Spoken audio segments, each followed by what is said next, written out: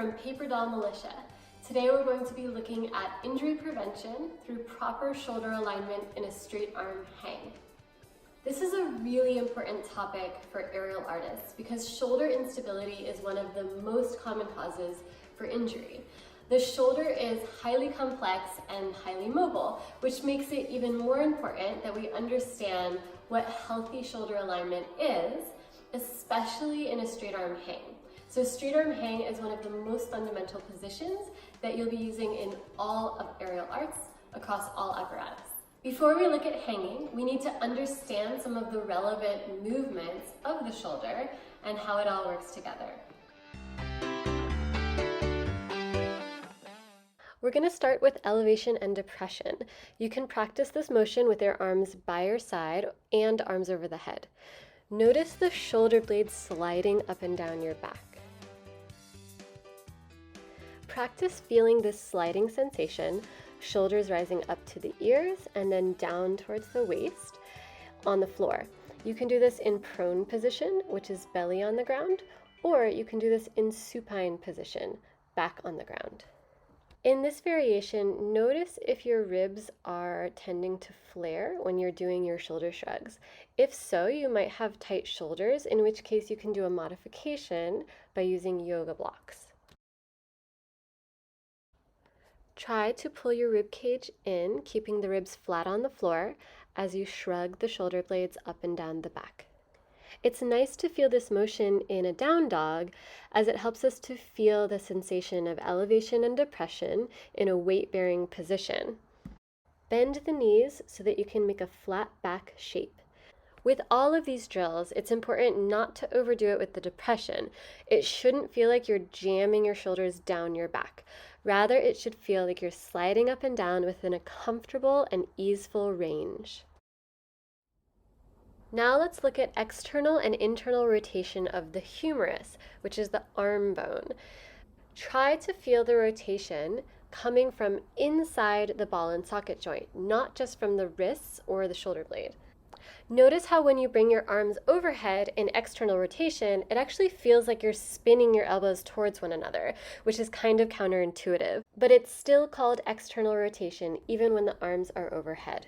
The final movement of the shoulder we're looking at today is the rotation of the shoulder blade itself. Upward and downward rotation of the scapula will most often happen without you having to think about it, whenever you bring your arms up over your head or down by your trunk. However, it's important to learn about this movement so that we can use proper alignment and cueing in the body so that we don't prevent the natural movement of the scapula. When you bring your arm overhead, whether it's through flexion or abduction, the first 60 degrees will come from the arm bone or the humerus. At that point, the scapula must start to rotate in order for the arm to continue overhead without impingement. For every 2 degrees the arm bone moves, the scapula will rotate 1 degree, so it's a 2-to-1 ratio. Let's explore how all of this relates to hanging in the air. So when we're hanging from straight arms, we want to focus on 2 main alignment points. So number 1, finding that neutral or that mid-range position between elevation and depression. Number 2, finding that external rotation of the humerus or the arm bone. And if those 2 things are working together and working properly, then your scapulohumeral rhythm is going to just happen naturally. For many beginner aerialists who are still building shoulder strength, you may have to really think about making space by your ears or pulling the shoulders down away from the ears in order to find a nice mid-range position. However, some aerialists may have a tendency to overdo this and pull too much into depression, which may indicate lat dominance and therefore instability of the shoulders. So the rotator cuff muscles are very important for keeping the humerus centered in the glenoid, which is the ball centered in the socket. So that's why as aerialists, we do a lot of exercises and prehab that target the rotator cuff muscles as injury prevention. But it's also just as important to be incorporating external rotation into your straight arm hang and strengthening that external rotation. So this is going to help keep the shoulder joint healthy, and it's going to help prevent any hitting or pinching or tearing or anything like that. So it can be really tricky to find that external rotation in a straight arm hang, but we're going to share with you guys some tips. Hanging from split silks can be a great starting place to find external rotation overhead in the shoulder. You can think about the palms rotating towards one another, which will help you to find external rotation in the shoulder. Another way to find external rotation is to hang off of a bar with reverse grip. This might feel like a stretch, but it also might help your shoulders to understand the rotation more.